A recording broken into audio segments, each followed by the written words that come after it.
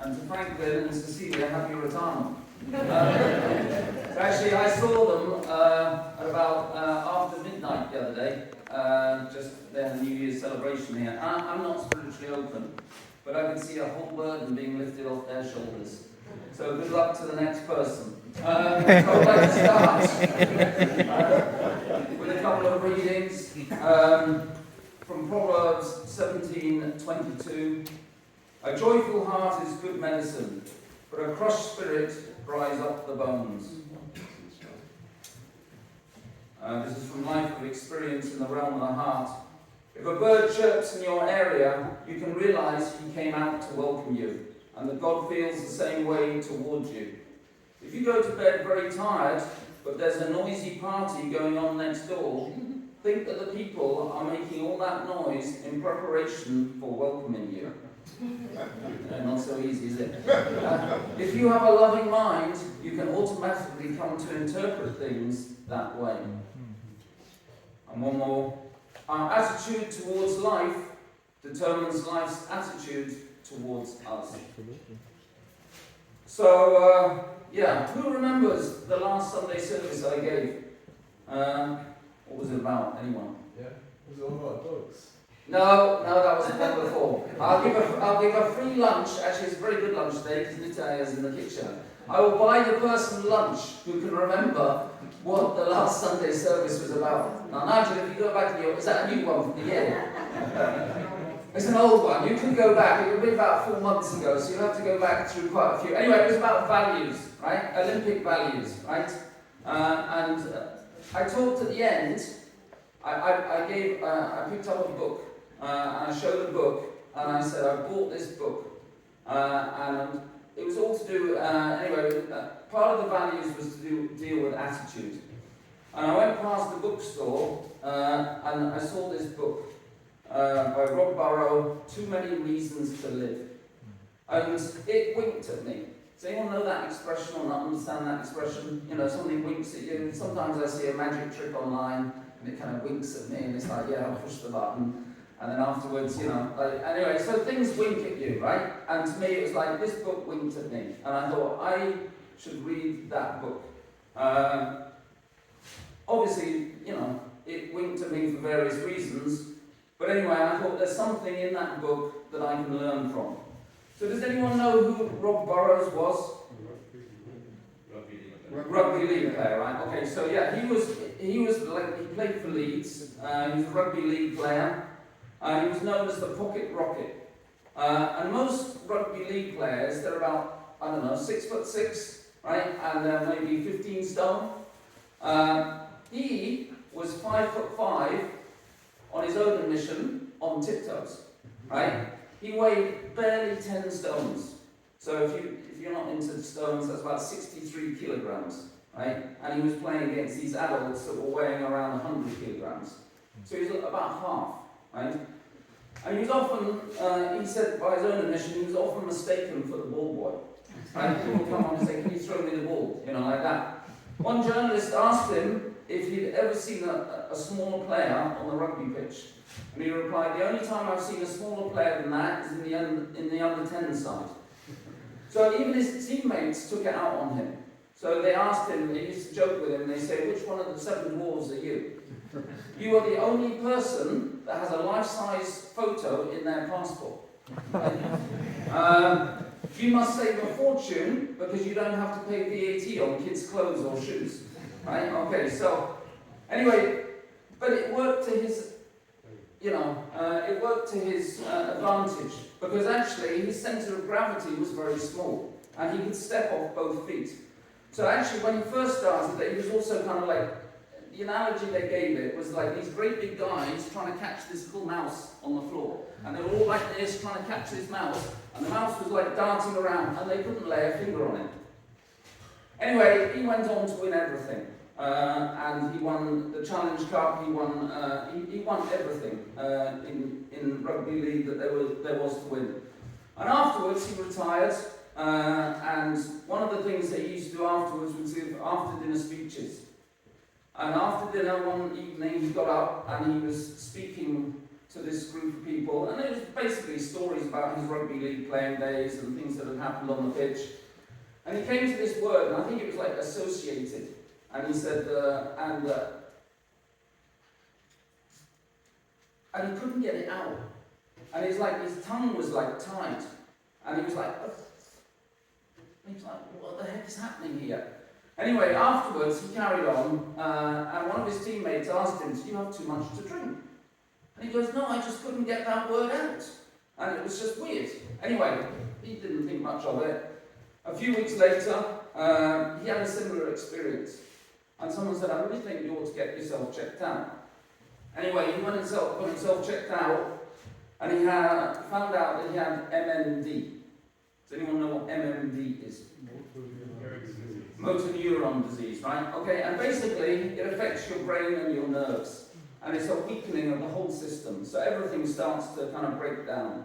So one of the first things you notice when you have MND is like the slurred speech, right? But then your muscles get weaker. You end up basically in a wheelchair. Often you have to be fed manually, but then eventually by liquids and things like that. And there's no cure. It's just a slow, painful death. And normally it's about 2 years. Once you develop MND, they give you about 2 years. So anyway, I read the book, and there were a couple of things in there that kind of like jumped out, and I'm going to read them. One of them was from Kevin Sinfield, who was basically his captain on the rugby pitch.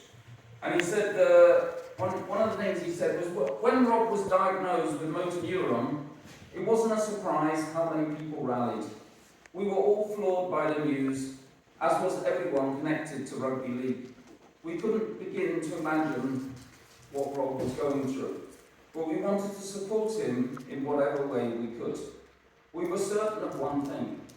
If it had happened to any one of us, the reaction would have been the same, and Rob would have been at the front of the queue, giving everything he had for his mate, just as he did on the rugby field.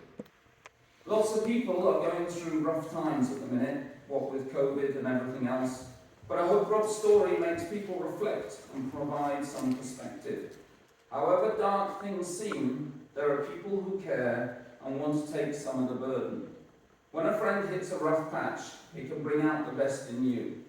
Time is precious, so it's best to be positive and as nice as possible and fit in as much as you can. So based on those words, there are many things you can learn, but one of the things you can learn from that is the value of friendship, right? It's important to have friends, right? It really is. We have an English saying, a friend in need is a friend indeed, right? But if you don't have friends or relationships, right, then actually, friends or relationships with people, you're going to be lonely, right? And the second thing is, you're going to, there's not going to be too many people to help you when you need help in your hour of support. So actually, it's important to create those relationships, right? And I remember, I think, Nigel giving a sermon one time saying there's hell in hello, right? So it's that first thing of saying hello to somebody because you're opening yourself up. But it's important to have those relationships. Also, you can learn the value of community. Right? So as a community, a rugby league, they came together. They came together to support him, they came together to take some of the burden, they came to help out in any way they could. Even if it was just going around to his house to make him laugh. And they used to go around to his house and he could, to begin with, he could join in the stories. And then, he could join in the banter. But eventually it got to a point where he can't speak anymore, so he had to type in through this machine. But anyway, by the time he typed in his response, they were already on to their next story. But he just enjoyed their company. He enjoyed them coming around, their laughter, and to be together with them. So I hope you can see the value of having a community. So in one sense, we have a community here. And actually, as a community, you're stronger together. No one could ever have built this place by themselves, right? That wouldn't have happened. But actually, together, we got it done. And as a movement, to be honest, sometimes we get things wrong, right? We're not perfect. Nobody's saying we're perfect. We get things wrong, right? But one of the things that we're quite good at is actually coming to support people in their hour of need. So that when someone goes through their hour of need, as a community, we tend to like rally round and we tend to be there for each other. I mean, you can go back and you can look at various situations, right, when people have gone through their hour of need. Recently there was Monaco, right? And without certain members of this community, that would never have been able to, what took place would never have been able to take place. So as a community, we're good at rallying around. Anyone heard of Dobby? Oh, this is Kevin Sinfield, right? That was his team captain. And he also started to raise a lot of money for MND. So in 2020, he ran 7 marathons in 7 days, right? And then in November this year, he ran 101 miles in 24 hours. That's an awful long way. He said afterwards he was a broken man. But anyway, he did it because he wanted to raise awareness for MMD, but also to raise money. So I think to date, he's raised over about 3 million by doing those fundraising things. Anyone heard of Dobby Weir? Who's Dobby Weir? Rugby Union, right, okay. And then was he the Scottish captain at one point? Yeah. He was, I think he was the Scottish captain. He also developed MMD. And when Rob Burrows got it, he thought the first person I need to speak to is Dobby Weir, because he's, 1 year or 2 years further down the line than me, and I want to learn from him. So he went up there to speak to Dobby Weir, and he came back, and basically, after talking to him, these were kind of like what he understood. He said, Dobby treated living with MMD as an extension of his rugby career, almost as a game. If you embrace the game, you play it hard, like both of us play rugby, you can win the little skirmishes within the greater battle. He gave me an example of putting his... my spelling's not good. Anyway, he gave me an example of putting his shoes on. When he could no longer tie his laces, he got some rubber no-tie laces. Every time he slipped into his shoes after that, he was putting 2 fingers up to MMD. When he could no longer lift a glass to his lips, he got a long straw. Just being able to change the TV channel was a victory over MMD. Unlike a game of rugby that lasts only 80 minutes, MMD has no time limit. The battle can go on for years, but it's important to make each day a new game. Those little victories became incredibly important. Dobby taught me there weren't any drugs that could help me, but the greatest weapon was between my ears. Yes, MMD was a terrible illness, but humour and positive thinking could make it more bearable. My fight with MMD wasn't about me. It was also about the brickie, the postman, the factory worker. I never took a backward step on the rugby field, and I wasn't going to start now. My team needed me to tackle it head on, just like I tackled those 18-stone props in my rugby days. They needed to see that even a little fella like me could give MMD a bit of a ding-dong. So again, what can you learn from that? You can learn that actually, we're going out to win the war. But actually, you're not going to win the war in one go, right? You win it by winning lots of little battles, right? Same as doing your goals. Who made New Year's resolutions? A few of you, right? Okay? New Year's resolutions, goals for the year. You're not going to... Adja, you put your hand up. Are you going to do it tomorrow? No, it's going to take a lifetime. Lifetime, right, okay, fine, right, okay. But normally if you make them for the year, you have to accomplish them within the year, right, okay? So, yeah, you're not going to do it this week, right? You're not going to do it this month, right? But you're going to do it this year. So you make little steps, you try to do it bit by bit. So it's like who's been on a diet? Someone put your hands up, right, okay. So, Josh, I'm not picking on you, there's lots of other people, right? How much did you want to lose? A lot, right, okay. Did you want to lose it all in one day?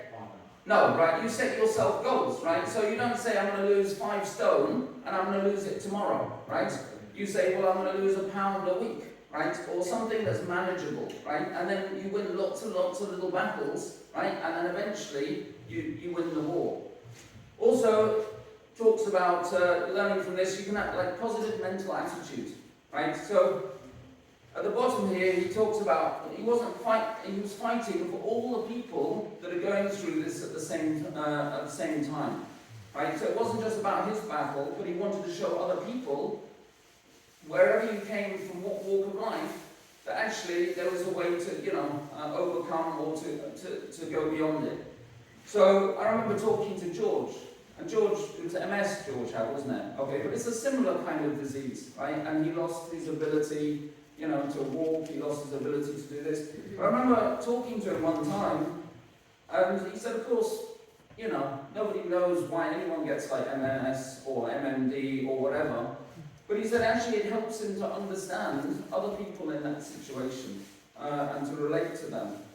And actually he had a similar attitude to understanding others that were going through the same thing. There's a Native American Indian saying you have to really understand somebody's heart, you have to walk a mile in their moccasins.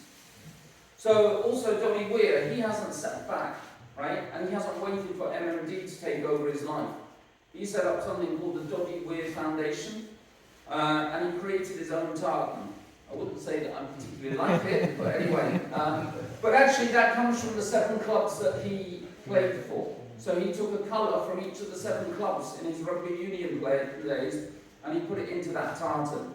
And in 2019, he was awarded the Sports Personality of the Year Helen Rosen Award, which is an award given for outstanding achievement in the face of adversity. And just one more from the book, Bob Pickles, who was like the chief scout for the Leeds Rhinos, and he says, Bob arranged for me to meet the head coach of Leeds, who took one look at me and thought that Bob was taking the mick. That might have been that, as far as my dreams for playing for Leeds went. But Bob kept coming back. Week after week, he'd report back to the head coach and tried to convince them to sign me. But their response was always the same. He's not big enough, Bob. Not by a long shot. Bob would then tell my dad, they keep telling me he's too small to make it, Jeff, but I keep telling them he will. Bob had this incredible belief that could not be shaken. So, Bob Pickles, sometimes, from that, belief and faith is important, isn't it? Sometimes we have people that believe in us more than we believe in ourselves, right? And that's sometimes important too. But ultimately, we do need to believe in ourselves. Because if we don't believe in ourselves, who else ultimately is going to believe in ourselves? Believe in me. So we need to have certain beliefs. We need to have certain faith. We need to have, if I'm going to get to a certain point, I need to have belief that I can get to that point, right? And I need to believe that nothing is going to stop me from achieving those dreams or those goals that I might have. So sometimes, like I say, we have those goals, we have the desire to get there, but we need to take the steps, right? The dream is in the distance, the goals that you may have made for this year, it's there. But no one else can take those steps for me. So does anyone know what a life coach is here? What's a life coach, Kenneth? Someone that helps you achieve your goals and Yeah, basically. And they get paid actually quite well. Right? They get paid about £100 an hour, right? I know a life coach, and he said they get paid, I think you basically take them on for a certain period, but it's basically about £100 an hour, and you come and tell them what you want to achieve, or what your goals are, and then they ask you, how are you going to get there, right? And so you tell them how you're going to get there. So actually they're not really doing very much for this £100 an hour, they're just kind of listening to you. But then they say, okay, so you're going to get there by doing that. So what are you going to do this week to help you get there? Or what are you going to help do before I next see you to get there?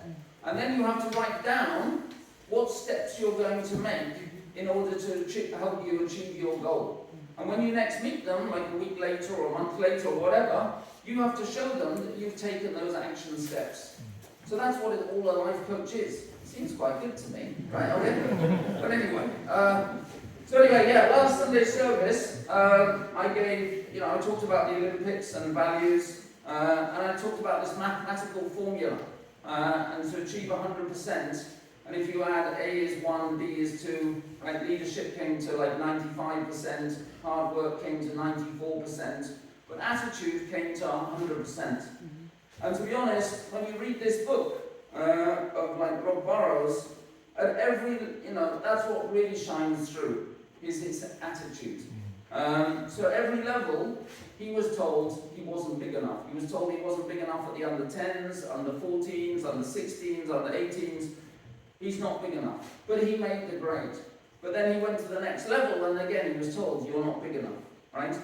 So basically, what shines through, like I say, is his attitude to overcome everything that he's encountered. And is determined to overcome whatever's in his path. So he's not bothered, okay, this is my reality at the moment, this is in my way. But somehow I have to find a way to get over that. Reality is, if you were diagnosed with MND, he could have just thrown his hands up in the air and go, what is the point? There's no point to live.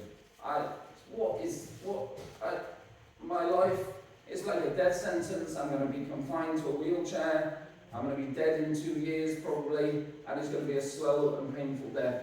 So he could have thrown up his hands, and he could have given in to it. But actually, again, he took it on, right? And he thought of all the positives that he has to live. So yeah, he wants to see his next children's birthday. So he may be only 4 or 5, and he knows that he's never going to play rugby with his kids, but he wants to be there for their next birthday. Or he wants to see them opening their Christmas presents. Or he can't even read to them now, but he wants to read to them. He's taped his voice onto a computer so that they can still remember his voice, and he can read them a bedtime story. So we need to find these reasons, these positive reasons to live. Because ultimately, we're all going to face difficulties. We're all going to face challenges. But it's our attitude towards them that will actually determine the outcome. So I remember, Tim, you gave a Sunday service one time. And it was a long time ago, but you should remember it, because I don't. But it was about Buddhism, and the first words were like, life is hell, or life sucks, or, what was that? Life is suffering. Life is suffering, right? Okay, right. Or something like that. And I thought, oh, that's so joyful, right? Nice to start off with this Sunday service, like life is suffering. But anyway, it is, right? There are difficulties. Life is not plain sailing. Nobody's life is like that, right? There are some ups, but there are also some downs. And we are going to go through challenges. We are going to go through difficulties. But like I say, it's our attitude to how we face those challenges or those difficulties that, like I say, will affect the outcome. So yeah, anyone, who watched Pollyanna? It's a great movie. It's very old now, but she used to play the glad game, right? To try and find something positive in every situation. Sometimes, when I'm going through challenges, and I might think, okay, I'm going through this at the moment, but I'm better off than X because I still have A, B, and C. And then suddenly I might lose C. And I think, well, that's all right because I've still got A and B. And then B goes. And then you think, well, I'm still all right because I've still got A. And then A goes. And you think, well, I've got a roof over my head. I've got food on the table. There's always something, to be grateful for. So, yeah. Our attitude towards others. I want to finish up with 2 stories, very quick. Attitude towards others, and then attitude towards myself. This is from Weir, right? Who's read this? Not many, right? Okay. Actually, I thought it was kind of like it is a children's book, right? But actually, there's some quite deep stuff in there. So this is one part from it. It said, it occurred to Pooh and Piglet that they hadn't heard from Eeyore for several days. So they put on their hats and coats, and they trotted over to the 100-acre wood to Eeyore's stick house. Inside the house was Eeyore. "Hello, Eeyore," said Pooh. "Hello, Pooh." "Hello, Piglet," said Eeyore in a glum-sounding voice. We just thought we'd check in on you, said Piglet, because we haven't heard from you for a while and we wanted to see if you were okay. Eeyore was silent for a moment. Am I okay? He asked eventually. Well, I don't know, to be honest. Are any of us really okay? That's what I ask myself. All I can tell you, Pooh and Piglet, is that right now I feel sad, alone, and not much fun to be around with at all. Which is why I haven't bothered you, because you wouldn't want to waste your time hanging out with someone who is sad, alone, and not much fun to be around with at all, would you now? Pooh and Piglet looked at each other, and they both sat down on either side of Eeyore in his stick house. Eeyore looked at them in surprise and said, "What are you doing?" "We're sitting here with you," said Pooh, "because we are your friends. And true friends don't care if you're sad, alone, or not much fun to be around with at all. True friends are there for you anyway. And so here we are." "Oh," said Eeyore. "Oh." And all three of them sat there in silence. And while Pooh and Piglet said nothing at all, somehow, almost imperceptibly, Eeyore started to feel a tiny little bit better. Because Pooh and Piglet were there. No more, no less. And one more. This is more about our attitude towards ourselves. So, here are two 20-pound notes. The one on the left has been through a rough time and is basically a complete mess. It's been through the washing machine, it's been dropped, it's been stood on, it's been through puddles. The other one is, on the right, is straight, crisp and untouched. So answer me this. Is the one on the left worth less than the one on the right?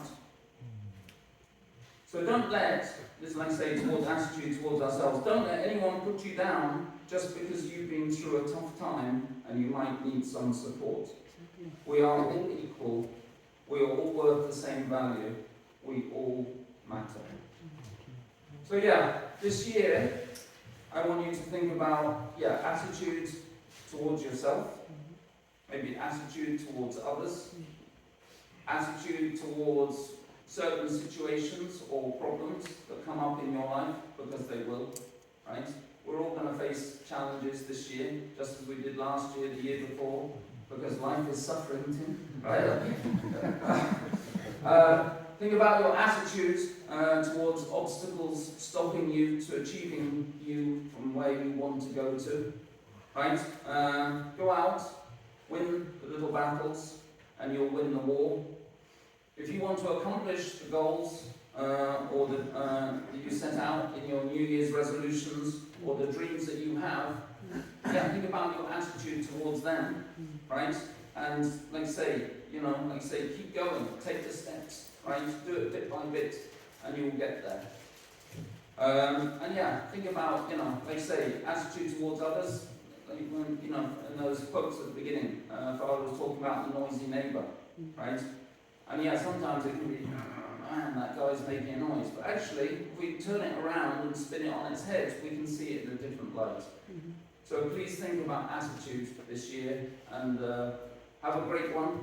Accomplish everything that you set out to do, and let's support and help each other. God bless. Please join me in prayer. Dear Heavenly Parent, thank you so much for being here together with us today, that we could come to celebrate and start off the new year together with you. We all have goals, we all have dreams that we wish to accomplish, we all have places that we want to get to. But sometimes there can be so many things in the way that stop us from achieving those goals or whatever else we set out to achieve. But we know that if we have the right heart and the right attitude, whatever's faced away, if we go together with you, we can accomplish it together. Because together we're stronger. As a community, we're stronger. And as a family, we're stronger. and especially when we have you by our sides. I want to thank you for joining us